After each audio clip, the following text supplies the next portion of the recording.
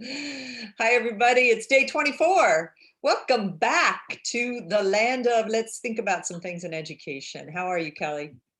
I'm well. It's a bright, beautiful, sunny morning here in California. Good way to start the week. It Likewise here, 64 degrees today. It's was going, 90 here yesterday. It's going to be 90 again today. that's hot. Yeah. Today, it's an interesting little journey of where we came to today's topic. I was reading in Research in the Teaching of English, which I highly recommend. Look at this tiny little thing. It includes usually 4 or 5 articles. It's an NCTE publication, and I happened onto one I hadn't read, November 2020. Happens to you too, doesn't it? Don't they stack up sometimes, Oh, Kelly? yeah. And Yeah. and then you go back and you go, wait, how did I miss this? But I was intrigued by editor's introduction, drawing out the A in English language arts. And I was like, who are the editors again? And it's 3 people, Gerald Campagno, Amy Stomawulo, and Ebony Elizabeth Thomas from the University of Pennsylvania. Now, Ebony Elizabeth Thomas, I interviewed last summer. I love her book, The Dark Fantastic. The cover alone, holy cow. But the Beautiful. inside is even better. It's all about the imagination and fantasy and the use of Black characters in fantasy and as minor characters and other things. So I was really intrigued, and I go into the editor's introduction and look at it. Have you ever seen an introduction to a scholarly publication that's done as a graphic novel? So then I got really interested in it. And one of the things is I don't necessarily understand graphic novels as well as I could. And so in the introduction, they say it's the space between the panels where readers create the story, and that we should imagine that they're partitions that you can pry apart and find what's underneath. And this introduction begins with the story of an immigrant who tells his story in a graphic novel of only 6 panels. And clearly there are lots of stories between those panels that could be developed. But then it says, if you pry the panels apart, what emerges from the gutters? What missing stories reside there? And from there, it goes into this list. At the top is language arts educators and researchers are fenced in by borders and boundaries like academic English, zero tolerance discipline, high stakes testing, teacher accountability, tracking, goes on and on. And it says, what if we use art? And it has all these beautiful, beautiful examples. Like if you pry apart the typical titles taught in secondary English, what are the stories that are lying in between? And it goes so far as to say at this last part, the charge, here's to breaking away, prying open the gutters, to dwelling, learning, creating within them, and to freeing what does not wish to remain there.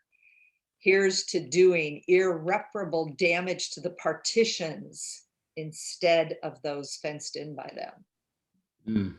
Wow, right? Yeah, that's really good. What a great introduction. And also working on the introduction, Daniel E. Lowe and Bethany Manea, which I believe are part of the artists that contributed. This is just so incredible. If I can find a link to it without a subscription, I will definitely add it to the Padlet. So that got us to talking a little bit this morning before we came on about graphic novels and their use in our classrooms. I know my colleague, Robin Turner, did book clubs with all graphic novels with 9th grade. And my student teacher brought it in my classroom and did them in 9th grade too. And boy, were they popular with kids who are traditionally considered non-readers. Right. And I think that probably the biggest thing I hear is that they're not real books from some people on Twitter and other places, and that I hear kids get stuck in graphic novels, and I think just like I was stuck in fantasy, Tolkien and C.S. Lewis, and I mean, I didn't really want to read anything else. It was satisfying something inside of me. And so I think that idea of kids being stuck when they continue to read is kind of a limited vision of. You mean stuck like they don't get out of that genre? Yeah. Yeah, I hear a lot of criticism. What if they only read graphic novels, as if they're less than?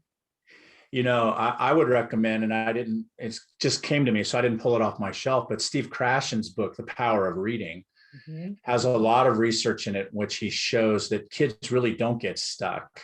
that these are stepping stones, that eventually, in whatever genre it is, kids eventually will either tire of it or will love it so much that they will branch out into other areas. I think in some ways, reading a graphic novel is it's a different cognitive challenge than reading just words on the page, but I think it is a challenge. And I think it's there's a richness to it. And I also would say somewhere out there, I read a study that said, like the vocabulary acquisition in graphic novels and in comic books are actually higher than the books that we traditionally have kids read in school. So there's a value in vocabulary acquisition there that's very rich as well. Well, what I remember too, and I don't know if I can find that article, but the one that I read talked about how the images and the illustrations themselves help create the context for that word so that students are able to acquire the language more easily in a graphic novel than they are in, the straight novel, the kinds of novels we teach. But I had this image, Kelly, when you were talking, when you said you're not really stuck. It's like you're paused there, or however you said it. I could see myself when we're hiking and we have to cross a big stream and I land on one of those granite boulders that moves. And for a minute, I'm like catching my balance and staying there until I feel like I have enough like confidence to keep going across that river. And I was thinking about how often school is a rush. Do you remember that Jackie Woodson quote I told you about where she said, people were always rushing me through books and I wanted to linger over the sentences that were there. And I think that's the same thing, is that you can linger. I was thinking about 2 books. There are 2 graphic novels as part of our summer book club for book club this year. One, When Stars Are Scattered, was a National Book Award finalist, and it's the story of this young, and it's the true story because he co-wrote it, Omar Mohammed, of a Somalian refugee trapped in a refugee camp. And, he even gets the interview to come to America, and it's 4 years before he actually gets to come. And it's just, this is powerful. And then I had finished reading the graphic novel version of Kindred, which is another one. We're using it in the middle high school section of the book club this summer. This thing is, for me, so I'm in the midst of reading Clint Smith's How the Word Is Passed. So you have slavery through the eyes of these monuments and plantations and places, and the language is incredible. But then you have time travel back to slavery, where you're trapped in slavery and then you return to your life in California, you go back to slavery, this fantasy. It's just, there's so much in graphic novels that can be not just stepping stones, but actually really develop a deeper, richer classroom experience in literature. Yeah. I was thinking of this line in Tom Newkirk's book: one of the least attractive traits in adults is the inability or unwillingness to imagine literary gratifications we don't feel. And, just because a teacher may not feel gratified reading a graphic novel doesn't mean the kids don't find intense gratification. And I have found a lot of kids really, really like the genre. I really like comic books growing up, right? That was one of my, gateways into reading. But if we're going to be honest here, I got to say I was pretty late in my career before I started to build a graphic novel collection in my library, because as an adult, it's not something that I traditionally read anymore. And so it comes back to that issue of building a classroom library, that I'm not building it for me. I have to get out of my lane and consider the kids that are in the room. I was thinking about the chart in the back of my classroom. What should Mrs. Kittle buy next? And kids kept putting manga on it when I was teaching 9th grade. And I went down to our high school library and she didn't have any. And so then I was like, does anybody in my department have any manga? Because the kids were hungry for it. They were bringing it in. And I saw someone on Twitter the other day said, what would you recommend? My students say I need more. Well, thank goodness she asked her kids, because you're right. What we loved as middle school and high school readers, we forget, is often the fuel that drives our kids, and what we love as adults is what we want to bring in and talk about with kids. Right. I mean, Disconnect. we had this brief conversation before we started today. I have a to read list. I mean, I have books that have been sitting here waiting for me to read for a long time. Two of them are graphic novels, right? The Best We Could, right? I love that book. Which is a story of a immigration story from Vietnam to the United States. It's beautifully illustrated. And then something a little darker that I'm not sure I would recommend exactly for the classroom, but I just to try to get myself back into the genre again is this one, My Friend Dahmer, which is based on Jeffrey Dahmer, the serial killer, right? And I just decided a while ago that I was going to order these and read these to see if I could get myself back into that mind space of appreciating the art. But I'm just going to be honest, they have been sitting on my to read table for months. And so I have to kind of consciously, when I was in the classroom, try to read stuff that to evaluate it as worthy of bringing into the classroom. I know. I think that my graphic novels library was probably the one I had read the least amount of books in. Right. It's just something that I would hesitate to do now, but I started making a list of all the ones I've read recently I loved. They Called Us Enemy, which is another terrific one about internment. Stitches, which is a memoir. Hey Kiddo, El Defo, Pashmina, New Kid, Anya's Ghost. Those were all super popular in my high school classroom. And then Decelerate Blue, which I've read since I left. And it's a perfect complement to 1984, one of those with the big brothers watching, and there's a whole, but it's beautifully done in all blues. And then Speak, The Handmaid's Tale, To Kill a Mockingbird. You know how many classic pieces of literature now are in graphic novels version that you could Fahrenheit. There's a Fahrenheit 451. Yeah, I think, I remember buying the To Kill a Mockingbird and thinking, wow, there's stuff that you don't see in the novel in this graphic version, but the graphic version brings it to another place for me in certain scenes in the book that I remember. This just came to me. One of the most popular graphic novels in my high school class, there's a graphic novel version of the 9/11 Commission Report. There is? Wow. Yeah. It's nonfiction, right? And so my kids really love that. It's a way to kind of digest history, at least a first dip into that history. And you remember, is it Garth Hines, the one who did all of the Shakespearean plays? Because I had Hamlet and I had Macbeth and I had Romeo and Juliet, and oh my gosh, they're beautiful. Yeah. If I got that name wrong, I apologize. I don't remember the authors of the 9/11 one. Well, we'll find some of these and add them to the Padlet. I also found 100 best graphic novels of all time. Most of them I haven't heard of, but many that I had. So I think there are just kind of a calling, especially in this research report, I think, to honor the arts. And so a lot of the articles that are in here are about how we use art to get to writing and to get to storytelling. And I told you that this morning in my email, I had this email from Linda Reef, because we do a writing class together on Monday nights, and she's going to use this tonight. Look at this. She took her house, and then she's got little details that she's revised in red, and she's starting to map out, where do the stories hide in one of the places she lived in growing up. And I told you that, it was one of my favorite things to do with kids. I brought Ralph Fletcher to my school, one of my elementaries one year, and he did this, mapping the backyards or the places where you found adventures, like in Marshfield Dreams, his famous memoir. So I assigned it to both of us. What'd you come up with, Kelly? Come on, let's see it. Let's see your notebook. Okay, so I mean, this is a ritual apology for my lack of artistic, but I sketched the floor plan of my childhood home, which was a 2-story house.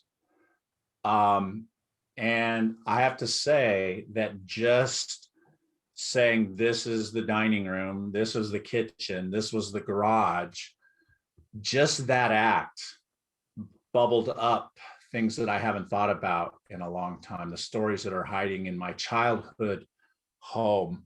And I don't know if you can see it, but like I, underneath each room, I would bullet, Oh. little tiny bullets of stories that came to me that I could write about. And as you know, because I've shared this with you already, one that came out of nowhere, the stories that come out of my family's garage was strangely unexpected. The time my dad and I built a dark room, my dad burying a secret safe. But one of the stories that came back to me was I grew up in Huntington Beach, California, which was a surf community. And as part of that culture as kids, we were, skateboarders, and we would build our own skateboards. We would shape them. They were wood back in the day. I found a picture of what they kind of looked like. This isn't actually mine because I didn't take a picture of it, but that is what a wooden skateboard would look like back in the day. And I remember shaping one and getting it just to where I liked it. And I had a long history. I won't go too far with this, but I had a long history of my dad being kind of super critical of anything that I did mechanically. It kind of crippled me in developing, I think, my mechanical skills. And I don't know what the context of it was, but I just remember this, in this fury of him saying something about my skateboard, I actually went in the garage after spending so much time on it and I sawed it in half.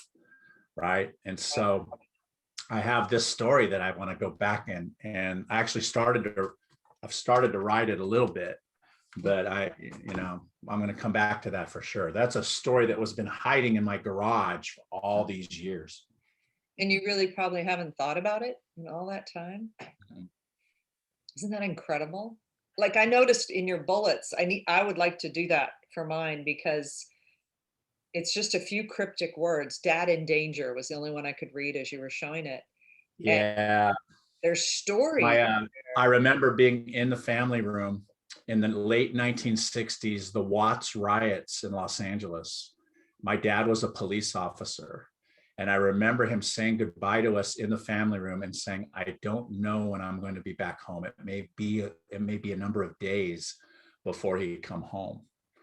It's interesting. I found like stories about the front door, like 4 or 5 stories about the front door. My dad one time said to us, hey, as kids, if somebody rings the doorbell or knocks on the front door, you are not to answer the door for the next 2 weeks.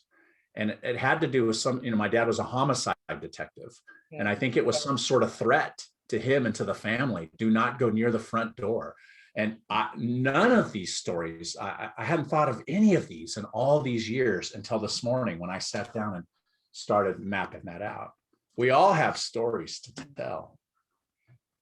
I think that's well, it's interesting because this is the same thing I noticed is that when people say like, to write something from your past, I tend to go to the same few subjects that I've written about before. And I've gotten bored with them. I love writing about fishing with my dad, but I'm kind of tired of writing about fishing with my dad. And so when I started doing this, and mine is, I have to, confess, crappy first draft. Do you see that down at the bottom? Because this is horrible. It's this mess. In fact, this lawn is not supposed to look like that. But I started like drawing in the stairs to go up to the main front porch. There were stories there. The mowing the lawn because it had 3 different levels and I had to haul this mower with its basket on the back down all these 3 levels. But I found so many, like, this is the route to the candy store. This is the route to play tennis in the park. This is to my best friend's house. All of these like trails off of it. And just where my room was, as you said, when you're drawing the rooms and you go dining room, oh yeah, you go down this little hall. Oh, there's a story there before I get to the kitchen. There's the sink where mom washed my hair and I hated her washing my hair as a little kid. And there's the back porch. And then I wrote locked door because I was a sleepwalker. And so my parents started locking the door and putting furniture against the door because I would run out of the door at night. In the middle of the night, they'd hear the door shut and I was gone. So it's just, I think part of the richness is that your memories are place-based so often, and places will ignite something you've forgotten. And the idea of sketching it slowed me down, right? Because if I wasn't sketching, this is in the backyard, there's a greenhouse. If I didn't start sketching this, I had forgotten that I had to spade the garden every year. And I was out there for hours digging up all the weeds and like stuff like that, that's just buried. And I think starting with drawing takes the pressure off a lot of kids. Yeah. The other thing I was struck when you were sharing that was not only the value of you drawing that and the ideas that it generated, but when you shared that with me, right? The importance of meaningful talk. Just when you said walking down the hallway, it triggered a memory. When you said I wrote down 3 new memories just from listening to what you just said.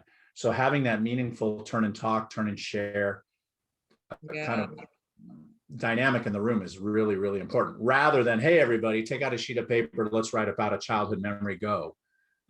Yeah, or even the quick writing we do next to poems.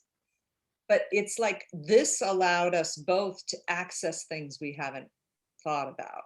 And I think that even poetry sometimes takes me back to the same places. So I like the idea. I know that we've all had kids like that say, I don't want to write about hockey again, Miss Kittle. I always write about, right. They need another way in, and sketching something, a place.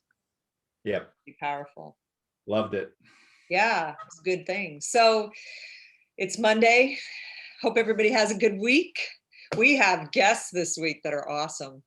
Yeah, I think next 3 days in a row, we're going to have some guests. So I think you guys are really going to enjoy that. So thanks for joining us on a Monday. Have a good week, and we'll see you again tomorrow, everybody. Bye, Kelly.